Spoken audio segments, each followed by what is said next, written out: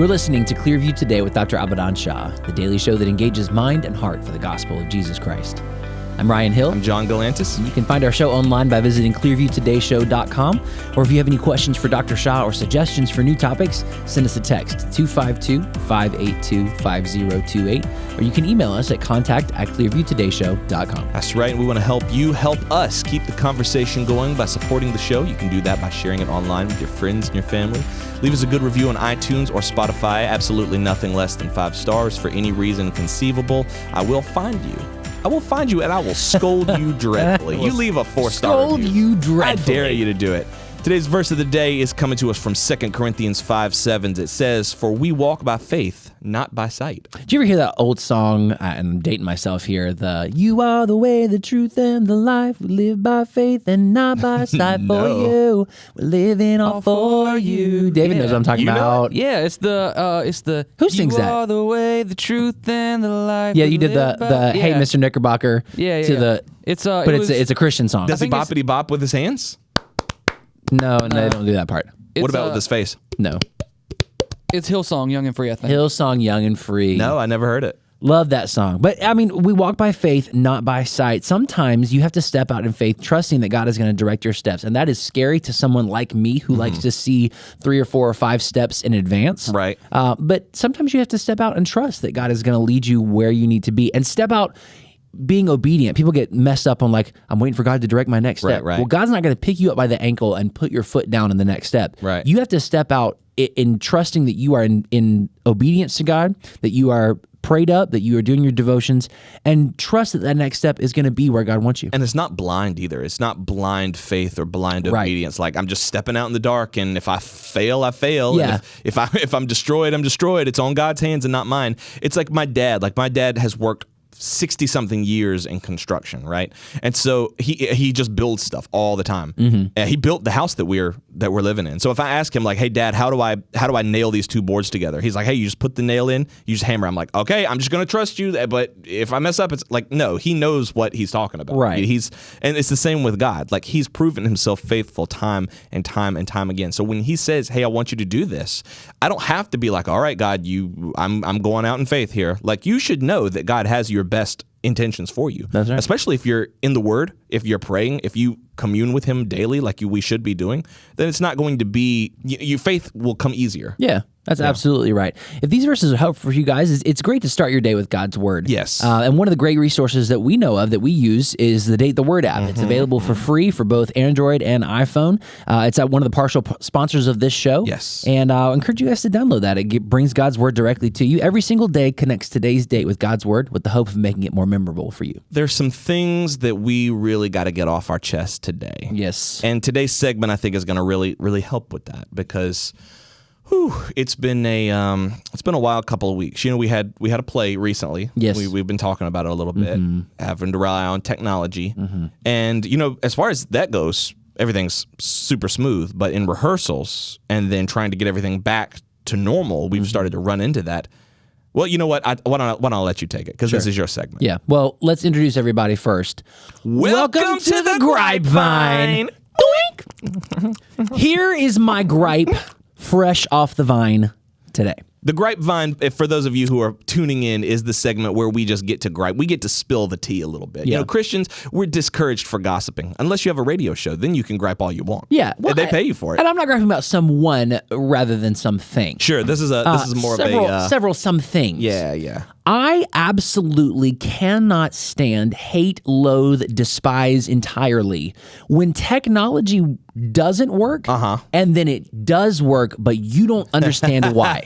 Like, if I had gone in and fixed something and then the problem is resolved, great. Love that for me. It's resolved and we're going to move forward. But if we have a problem and I'm trying to figure out what's going on and then suddenly the problem is resolved, I hate that. If you work with like ProPresenter, or if you're like a worship pastor, or just on the worship team, tech team in a church, anything, you know that this happens so stinking often. Where like you'll have like a guitar cable, right? And you'll plug it in, and you'll have that 60 cycle, and you're like, oh, what is that? Get a different cable. You get a different cable, it's like, and you're like, oh, why is that happening? Get a brand new one out the package, and then you pull it out, and it's like, and then somehow you take that first one in, put it back in. now it's fine. No problem. But why? Who knows? So it's like, well, should we throw it away? This cable was buzzing, but now it's not. It's like, well, I don't know. I don't know if it's going to buzz again? Maybe. Yeah. So same thing with ProPresenter. Like you'll do updates and stuff, and then backgrounds won't be happening. I feel like this is kind of crazy, but I feel like we should talk about, maybe not on this show, but the white line,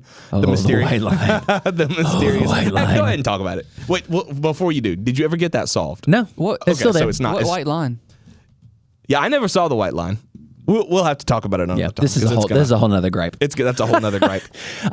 Yeah, I can't stand that. We had an issue with this in the play. There was a microphone issue where there was a mic that cut out, and we were still getting signal at the board. That we have no idea why it cut out, and then it came back to life. And to this day, we don't know what went wrong. And then you can't prevent it from happening again. It can and more than likely will happen again. Yeah. And so then you have to answer for it, but then it's like, I don't know. I don't have an answer, and I don't know how to prevent it from happening again because I don't know what was wrong in the first place. That's the one thing, is because like when you try to tell people, you try to explain, they're like, all right, what can we do to prevent this from happening? And you're like, no idea. I cannot tell you. I don't know. I wish I knew. I wish I had the answer for you. It's like, should we get a new cable? It's like, no, that didn't seem to be the problem. Should we just get a new microphone? No, the microphone works. Yeah. I don't know why, but it does. I have no idea. I don't have an answer for you. That's my gripe. Write in and let us know if you've encountered similar issues, if you're in an AV style profession, or if you're on that tech team at your church. Write in and gripe alongside us. Misery loves company. 252-582-5028, or you can visit us online at clearviewtodayshow.com. We'll be back after this. Hello, Clearview family. I'm Nicole, And I'm David. and we want to talk to you today about the Clearview app. There are so many churches out there that put their sermons on YouTube and their announcements on Facebook and their prayer list on Periscope. I didn't even know Periscope was still functional. Oh, it's not. And that's why nobody can find their church's prayer list and nobody's prayers be getting answered. But here at Clearview, we believe in making our content as accessible as possible. That's right. Clearview produces so much content every single week, including Dr. Shah's sermons, original music, a full online store, weekly prayer gatherings, and so much more. Not to mention the #1 best-selling Christian talk show of all time. I don't know if that's accurate. Well, maybe not yet, but that's why we want people to download the app. If you're listening from the Triangle area, we encourage you to check out Clearview Church in person. But if not, you can still follow all of our content on the Clearview app. It's 100% free on the Apple Store and Google Play Store. And best of all of our content is right there in one convenient spot. Make sure you download the Clearview app today, and let's get back to the show.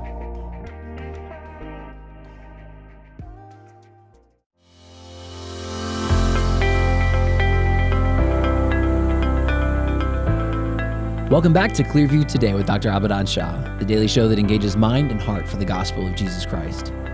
You can visit us online at clearviewtodayshow.com, or if you have any questions or suggestions for new topics, send us a text to 252-582-5028. That's right, and we're here in the Clearview Today studio with Dr. Shah, who is a PhD in New Testament textual criticism. Dr. Shah, this is a very technologically savvy place. Yes, it A lot is. of people don't know that about this little small town church in North Carolina, but in this little place, there's technology can I just say busting out the wazoo? Is that okay to say? I think it's okay, but we may have to go back and clean it up later. It's like, I think it's okay, but I think it's fine, but maybe don't say it again. yeah, but cool it. There's one of the things about dealing with technology, and we talked about this a little bit on the intro, is that sometimes it just doesn't work. And so it's like, okay, I have to, and this is something even you taught me, I have to stay on this. Yeah. I have to figure out why this is not working. Right.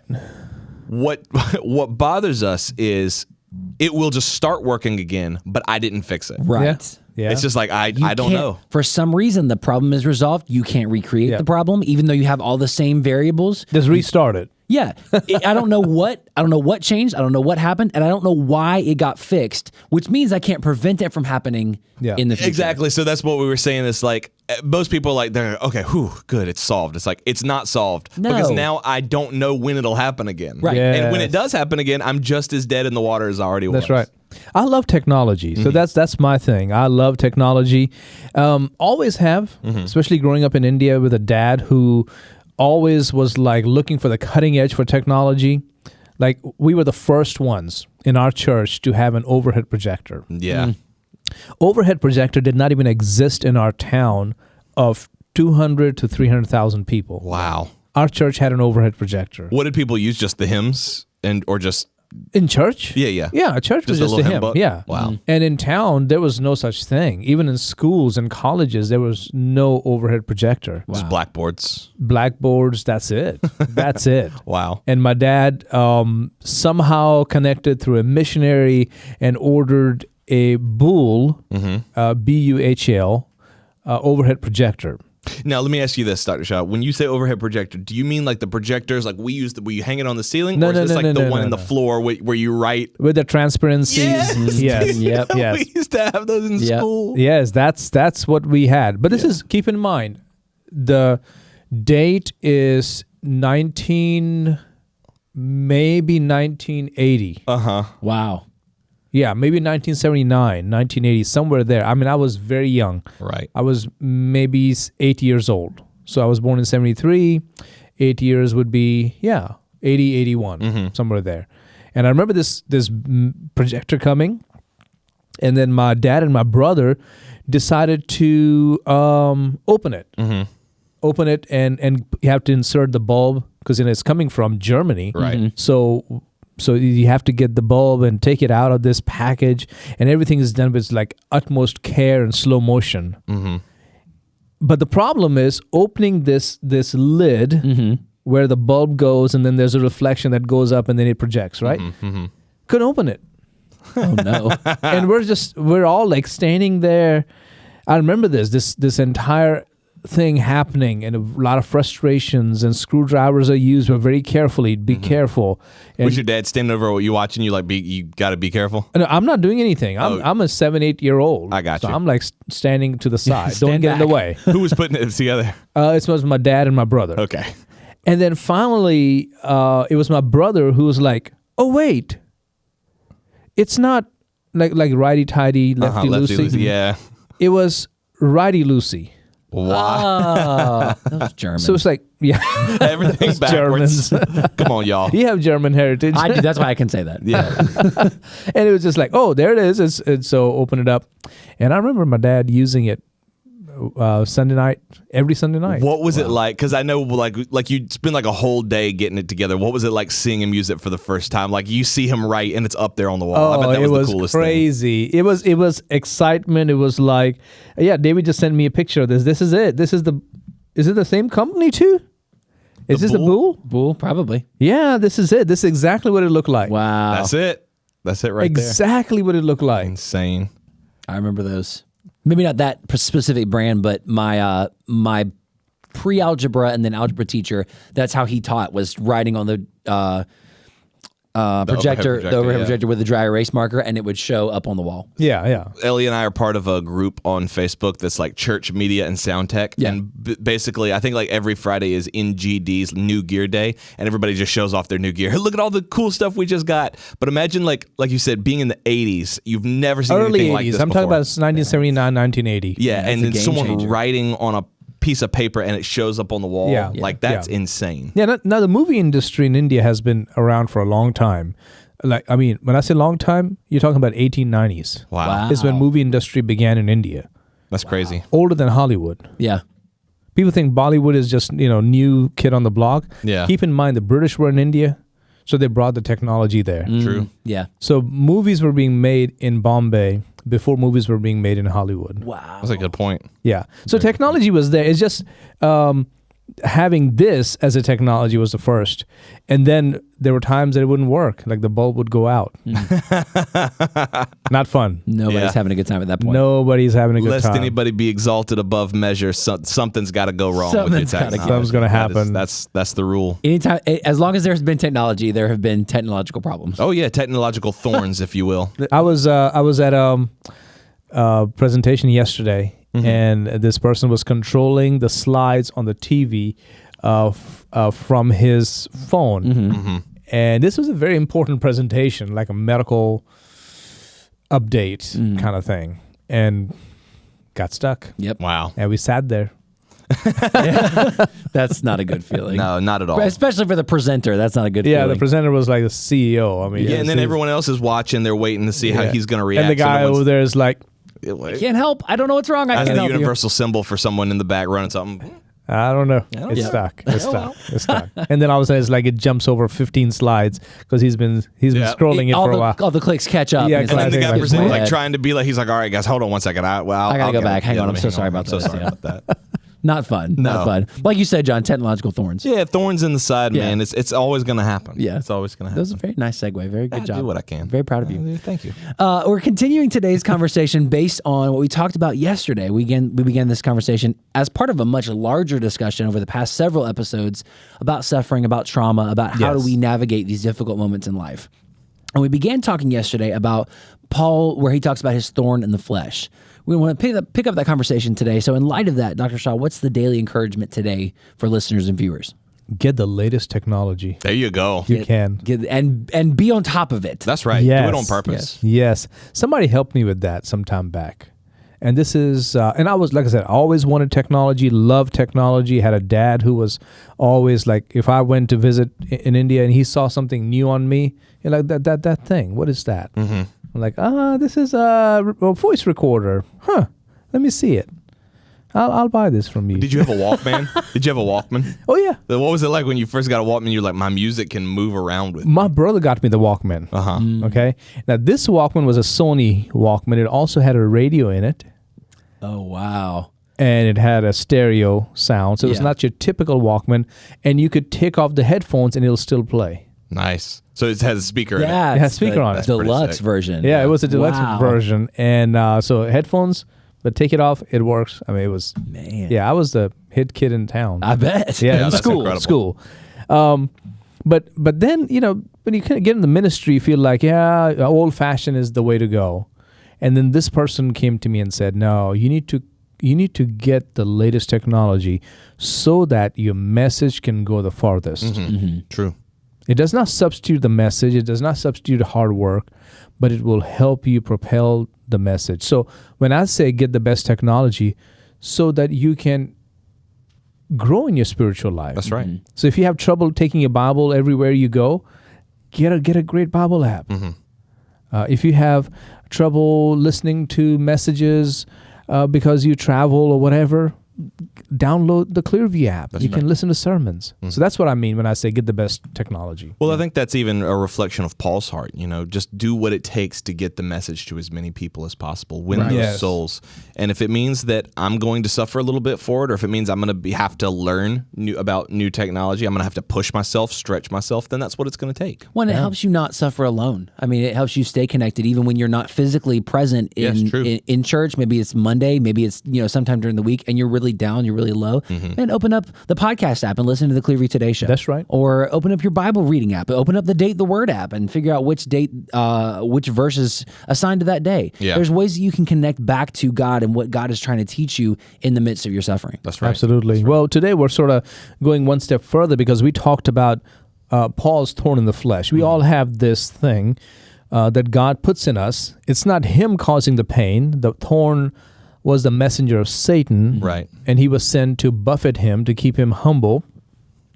And Paul pleaded, as we read in 2 Corinthians 12, he pleaded with the Lord that he would remove it.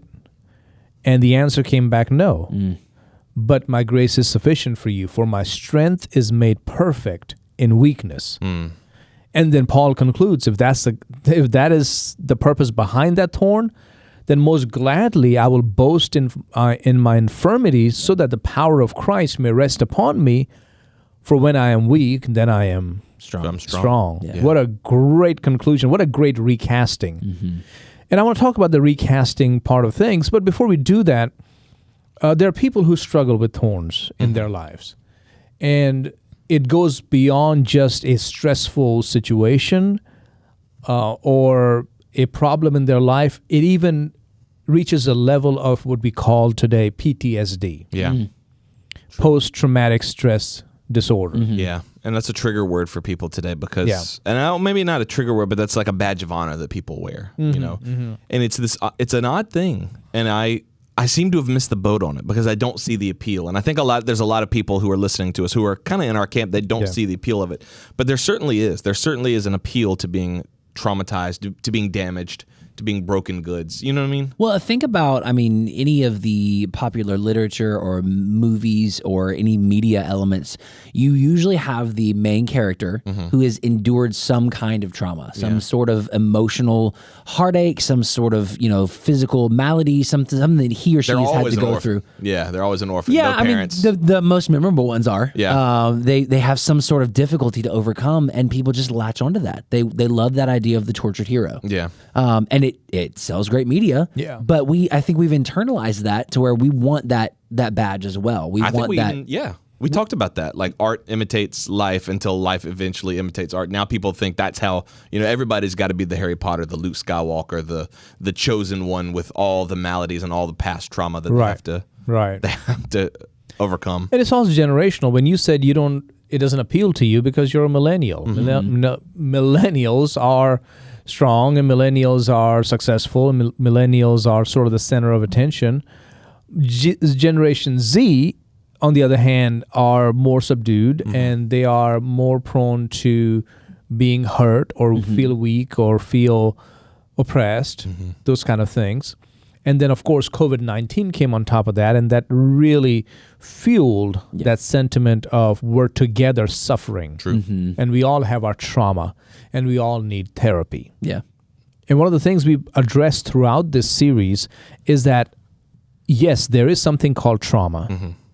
And it is horrible, it's terrible, and it does happen. Today, I want to kind of delve into that a little bit. Yeah. But there's a difference between stress and trauma. Very much. Big difference. Very much. So you may be stressed out, but doesn't mean that you're traumatized. Right.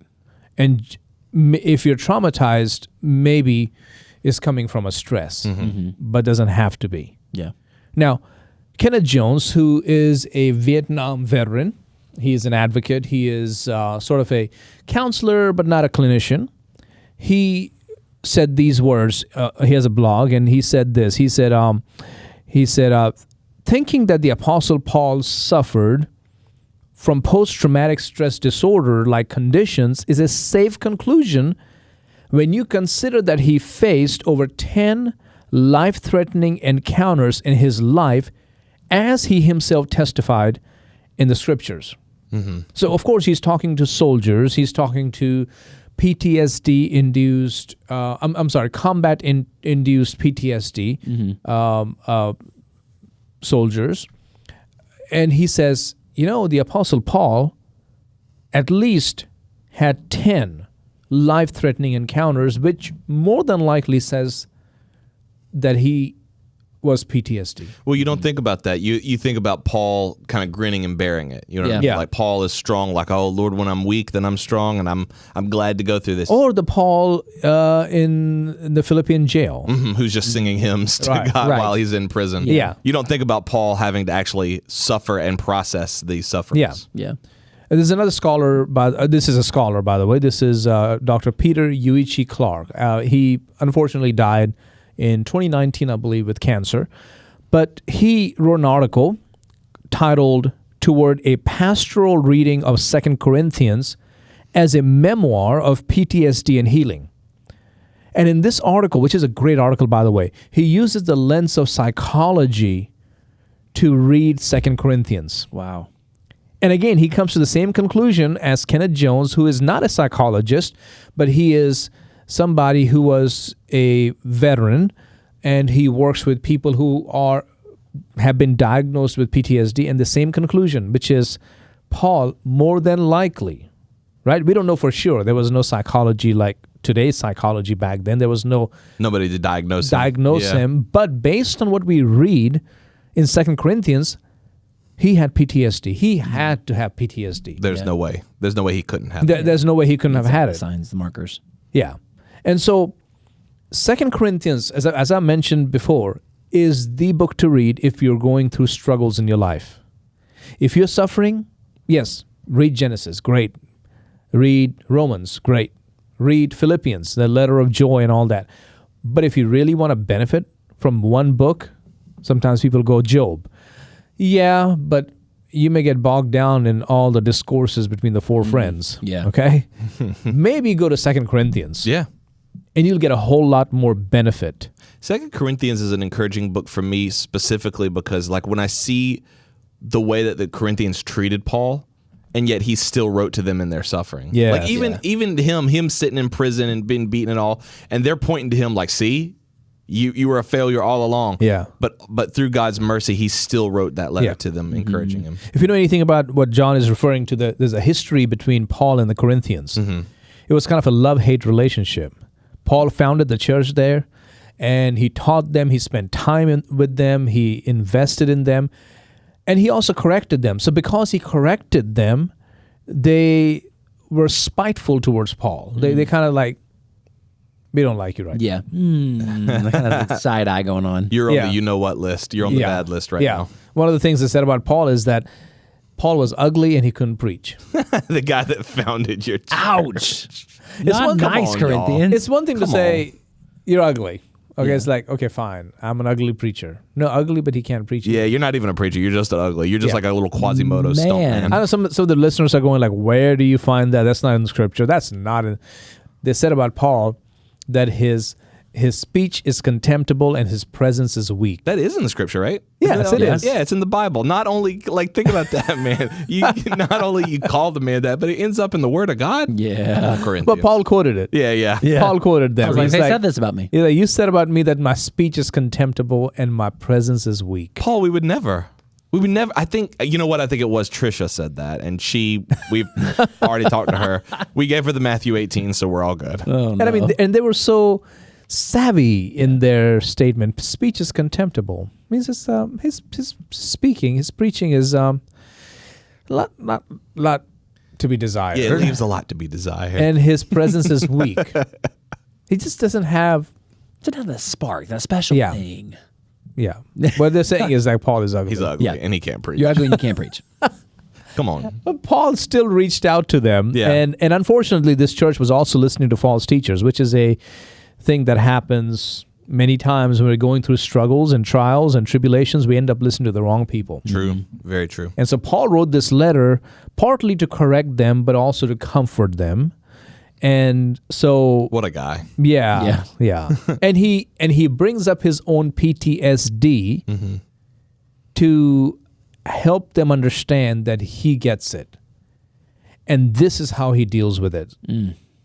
So he's hoping they'll learn from him. Yeah, this is I think what you're referring to is this long list of things that he's gone through. Right. That I think is very easy for people to misread as boasting. Not boasting, but it's kind of a weird thing now because we boast in our infirmities, and yet now there's boasting about what we've Yeah. been through, and Yeah. it's like, but that's just me. I'm It's boasting. like trying to one up someone with how would you gone through. Right, Like, oh, you right, think you right. got it bad? Let me tell you about me. Right. But Paul's was different, and we're going to see that in a moment. He kept recasting it. He would say all the things that he went through, but then he would turn it around. I believe it becomes boasting is when all you're doing is talk about how tough things are and have been for you, and look how strong you are, and look how many badges that you're wearing. Right. Hey, look, I've been through some stuff, man. Yeah, you just want sympathy. You don't want to boast about God Or admiration. or admiration. Yeah. It's like, wow, this man has been through a lot. Yeah. Paul doesn't do that. I mean, he's like, I've been through a lot, but for Christ. That's right. Yeah, but through Christ kind of thing. But let me just go one step further and talk about PTSD a little bit, okay? Because I think many times we self-diagnose Yeah. and we say that we are PTSD, but that's not really true. And so I got Nicole, my wife's help, to get the proper or more the textbook definition of PTSD.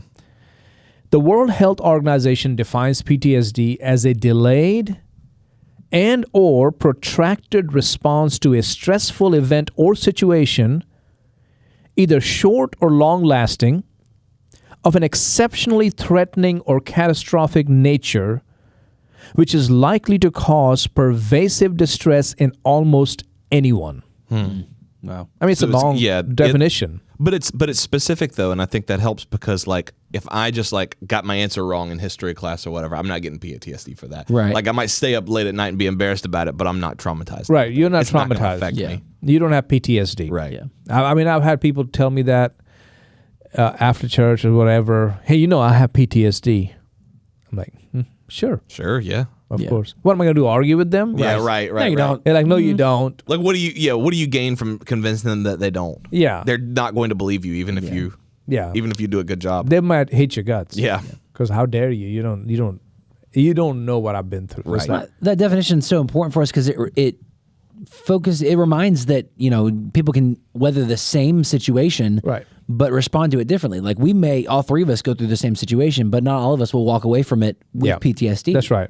One or more of us may, but not all of us. So it's individualistic. Right. What is important about PTSD, if you have it and if you've been diagnosed with it, hopefully by a professional, Not by yourself. is to remember that in that situation, that event overwhelms whatever happened to you. It may be an accident, it may be an abuse, it may be a combat-induced PTSD, which means you were hit by an IED, or you were, in some situation where there was an explosion or something happened that really did a number on your head. It overwhelms a person's ability to respond, and it takes away their sense of safety. So if what you've been through did not overwhelm your ability to respond and you still feel safe, I'm not telling you don't have PTSD. All I'm saying is that's a good sign that you may not. You may not. You don't meet the definition. Yeah, it doesn't mean that you're less of a person. Right. It means you were able to conquer what came against you. Which really is a good thing. It's a good thing. We shouldn't be finding avenues for you to have PTSD after all. Right. Like the goal is that you don't have it. And so really that's something you should be thankful for. You should take heart that you may not have. Yeah, sometimes people say, growing up, my parents disciplined me and now I have PTSD. And it's like, okay, all right. So what did you do?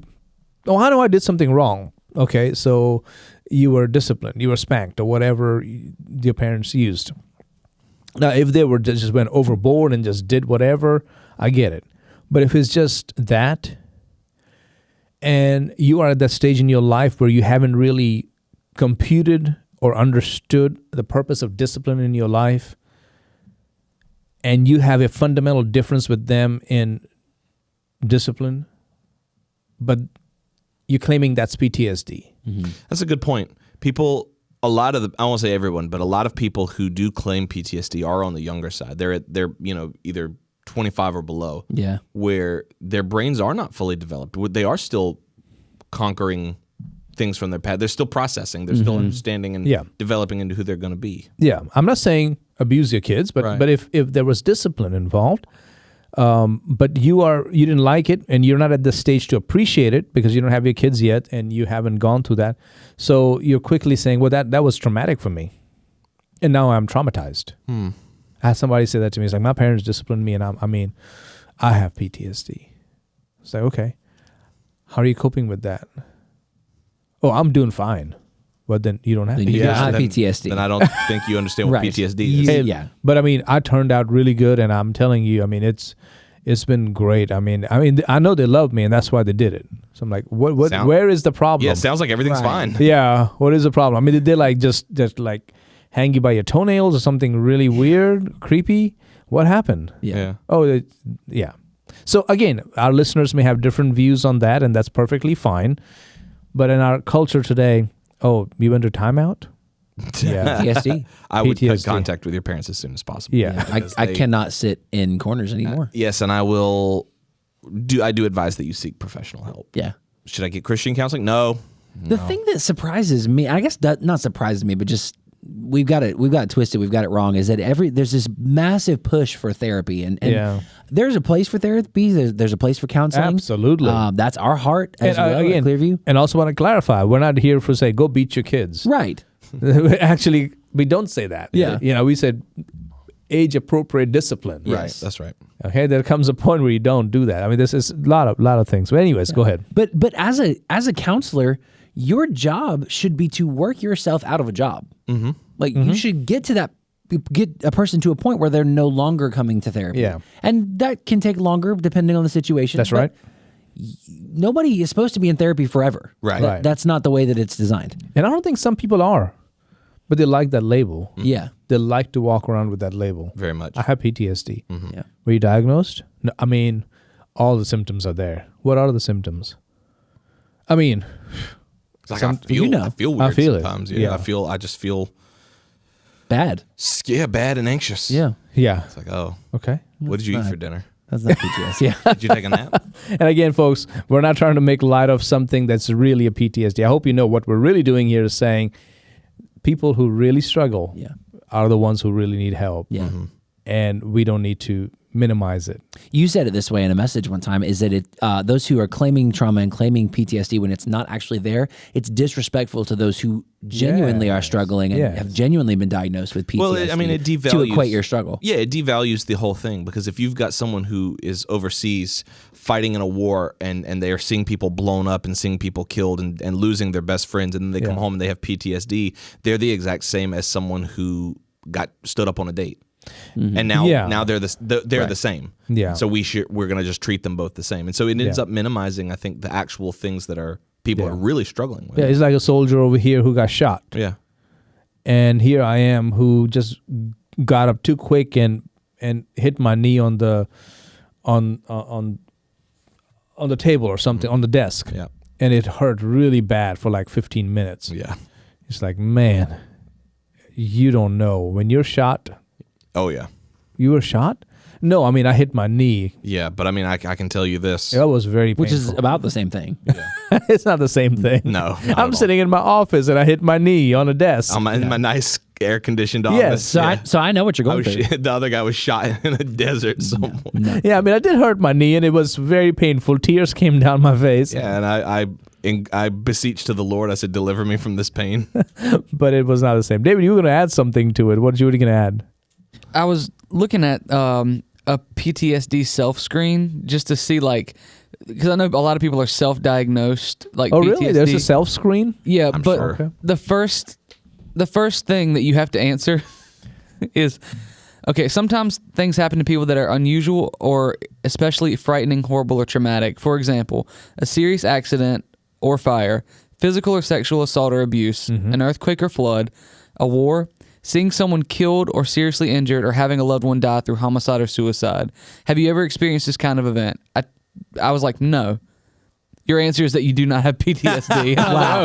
Dang. So a lot of these people who are like, my parents beat me, it's like, no, that's not. Yeah. And again, there are abusive parents. Yeah. We're not talking about them here today. So, yeah, but you're right. Yeah. Yeah, it's funny. And then there's a whole nother list if you press yes, but it's just nightmares, like constantly on guard, being watchful, like hypervigilant. Yeah. You're afraid your dad will show up out of nowhere and be like, boy, what did I tell you? No. Please, Dad. Please not time out again. Sir, this is a Wendy's. Well, let's dig into this conversation a little bit more tomorrow, because we mentioned Paul qualifying for PTSD with some of these markers. I really want to dig in some more and show our listeners how Paul navigated that situation in his life, and maybe it would be helpful for those at home. If today was helpful for you, write in and let us know what you got from today's episode, 252-582-5028, or you can visit us online at clearviewtodayshow.com. Don't forget, you can partner with us financially on that same website. Every gift that you give goes not only to building up this radio show, but countless other ministries for the gospel of Jesus. John, why should listeners tune in tomorrow? Well, we are going to be following Brother Paul, but Brother Paul went through some really... Brother Paul. Sorry, I couldn't even take my own self seriously. Listen, Paul went through a lot of deep stuff, but just like we talked about, it all was for a purpose. Yep. It was for the glory of God. And so everything that we've been talking about for the past week and a half almost now, we've been talking about it not just to put people down or make fun of people or minimize things. It's to let you know that God is working all this together for good. And He's going to do that in your life as well. That's why you ought to listen tomorrow. All right. Make sure you guys are here. We love you guys. We'll see you tomorrow on Clearview Today.